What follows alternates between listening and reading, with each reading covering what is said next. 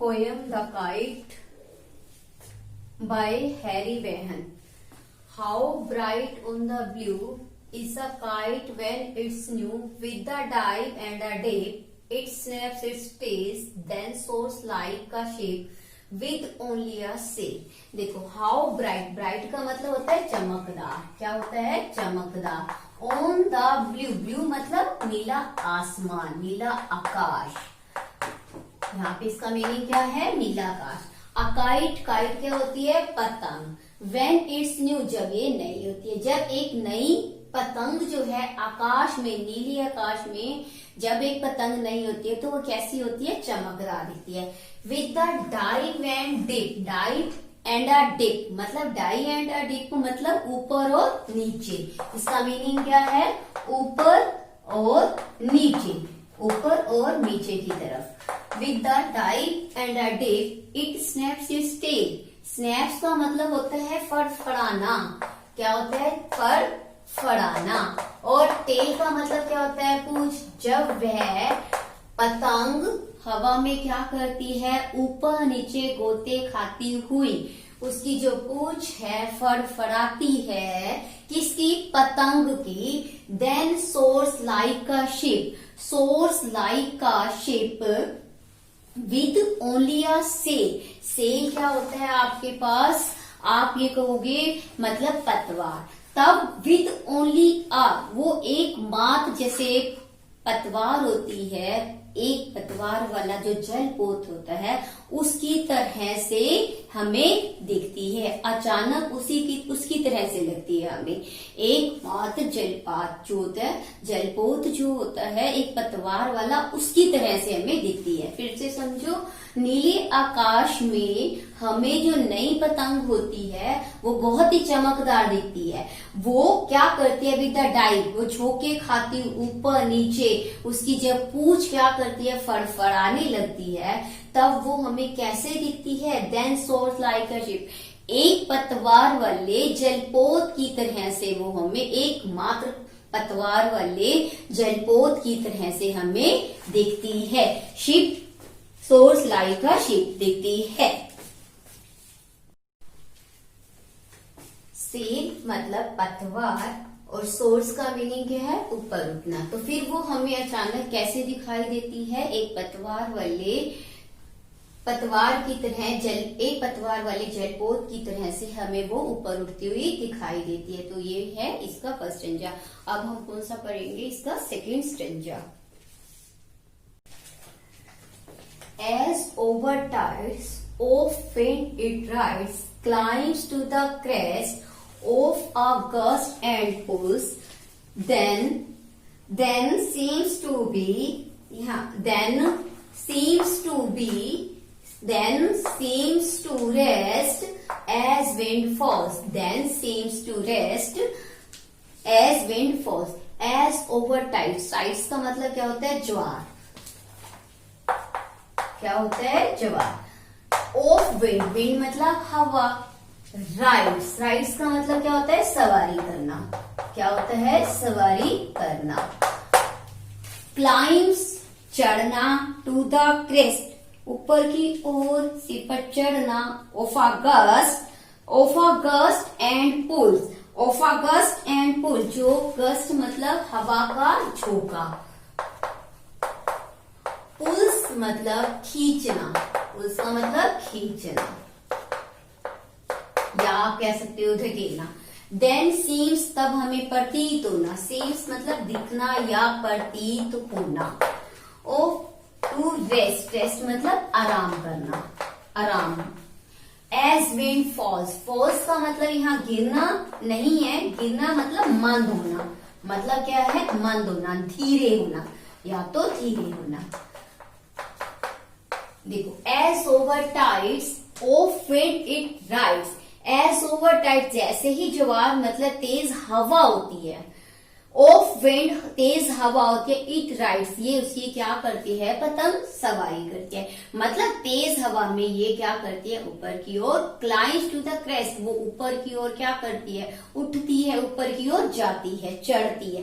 क्लाइंब्स का मतलब क्या होता है, चढ़ना, मतलब ये ऊपर की ओर जाती है। ऑफ अ गस्ट, जैसे ही हवा का झोंका आता है, पुल्स से वो क्या करता है, खींचता है, धकेलता है। देन सीम्स टू रेस्ट, तब वो हमें आराम करती हुई दिखाई देती है। एज विंड फॉल्स, जैसे ही, फॉल्स का मतलब जैसे ही हवा क्या हो जाती है, मंद हो जाती है, धीरे हो जाती है, तो वो हमें कैसे दिखाई देती है, आराम करती हुई दिखाई देती है। As over tides of wind it rides, हमें हवा के झोंकों के साथ ये सवारी करती हुई दिखाई देती है। क्लाइंब्स टू द क्रेस्ट, ऊपर चढ़ती हुई दिखाई देती है, ऊपर उठती हुई दिखाई देती है। ऑफ अगस्ट, हवा के झोंके के साथ ये हमें ऊपर खींचती हुई दिखाई देती है। देन सीम्स टू रेस्ट, तब हमें आराम करती हुई दिखाई देती है। जस्ट, जैसे ही, एज विंड फॉल्स, जैसे ही हवा क्या हो जाती है, धीरे हो जाती है, मंद हो जाती है, तो ये हमें आराम करती हुई दिखाई देती है। When the string goes slack, you bend it back and run until a new breeze blows and its wings fill and up it goes. देखो ध्यान से, when, जब, string मतलब इसकी रस्सी, string goes slack का मतलब क्या है, ढीली हो जाना, पड़ जाना।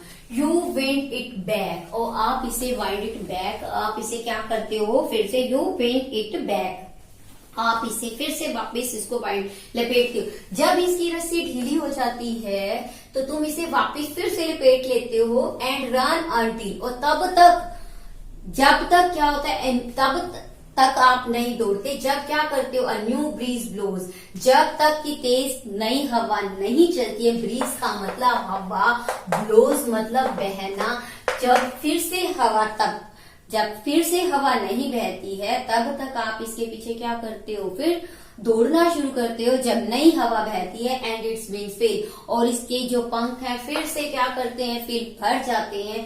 एंड अप इट गोज, और ये ऊपर की तरफ फिर से उड़ती है। मतलब क्या है, जब इसकी रस्सी ढीली हो जाती है तो आप इसको वापस लपेटना शुरू कर देते हो, और जब एक नया हवा का झोंका आता है तब तक आप नहीं दौड़ते हो, जब तक नया हवा का झोंका नहीं आता। और जैसे ही नया हवा का झोंका आता है, फिर से इसके उसमें उड़ान हो जाती है, इसके पंखों में फिर से क्या हो जाती है, हवा भर जाती है, और इस विंग से इसके पंखों में हवा भर जाती है, और मतलब उड़ान हो जाती है, और ये फिर से ऊपर की तरफ उठती है। How bright on the blue is a kite when it's new, but a raggeder thing you never will see when it flaps on a string in the top of a tree. How bright, bright का मतलब क्या है, चमकदार। bright का meaning क्या है, चमकदार। Blue का मतलब क्या है, नीला आकाश।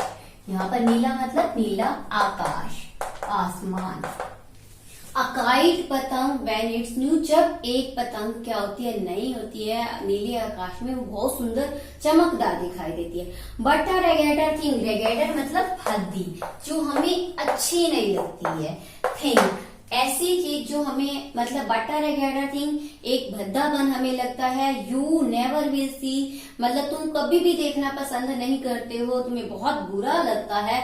When it flaps on a string, जब वो किसके ऊपर, स्ट्रिंग, जब उसकी रस्सी जो है उलझ जाती है। और in the top of a tree, वृक्ष की जो ऊपरी हिस्सा होता है, ऊपरी सिरे में जब रस्सी पतंग की जो डोर होती है, जब उसमें उलझ जाती है, फ्लैप्स का मतलब उलझ जाना, मतलब उसमें जब उलझ जाती है तो तुम उसे देखना भी पसंद नहीं करते हो, वो आपको बहुत भद्दा लगता है, वो भद्दी चीज लगती है। How bright on the blue, तो इसका मतलब नीले आकाश में हमें नई जो चमकदार हमारी नई पतंग होती है वो अच्छी लगती है। इस तरह से हमने इस पोयम में, इस कविता में हमने क्या पढ़ा है कि जो नई पतंग होती है वो नीले आकाश में हमें बहुत अच्छी लगती है। जब हवा का झोंका अच्छा होता है नीले आकाश में, वो हमें बहुत ही अच्छी दिखाई देती है ऊपर चढ़ती हुई। लेकिन जैसे ही क्या होता है, अगर हमारी पतंग जो है क्या होती है, अचानक हमें, मतलब जब हवा का झोंका डाउन हो जाता है, धीमी हो जाती है, तो हमें वो कैसे, एकमात्र हमें कैसे दिखाई देती है, एक जलपोत, एक जल जो बिना पतवार के जलपोत की तरह से दिखाई देती है, लेकिन जब हवा का झोंका होता है तेज हवा के साथ वो ऊपर की ओर क्या उठती है, ऊपर चढ़ती है, ऊपर की ओर उठती है। और जब इसकी जो रस्सी ढीली हो जाती है फिर से हम उसको लपेट लेते हैं, और लपेटने के बाद फिर हम उस चीज का इंतजार करते हैं कि हवा का झोंका फिर से तेज हो, तेज हवा चले और फिर से ये ऊपर की ओर उठे और फिर से इसके पंखों में क्या हो जाए, उड़ान हो जाए। तो हम इस तरह से कह सकते हैं कि जो एक नई मतलब पतंग होती है वो नीले आकाश में क्या करती है, चमकती हुई दिखाई देती है। और फिर से हम उस हवा के झोंके का इंतजार करते हैं कि जिससे क्या हो जाए, ये फिर से उड़ान भरे। और फिर कभी हमें ऐसा लगता है हम वो चीज को देखना पसंद नहीं करते हैं, हमें बहुत भद्दा महसूस होता है और ना ही हम उसको देख सकते हैं कि जब हमारी पतंग की डोर जो है क्या होती है, मतलब पेड़ के किसी ऊपरी सिरे पर जब उलझ जाती है तो हमें वो देखना पसंद नहीं होता है। तो ये आपकी कौन सी पोयम थी, द काइट पोयम थी, और इसके पोइट का नाम क्या था, Harry Ben, the poem bye Harry Ben.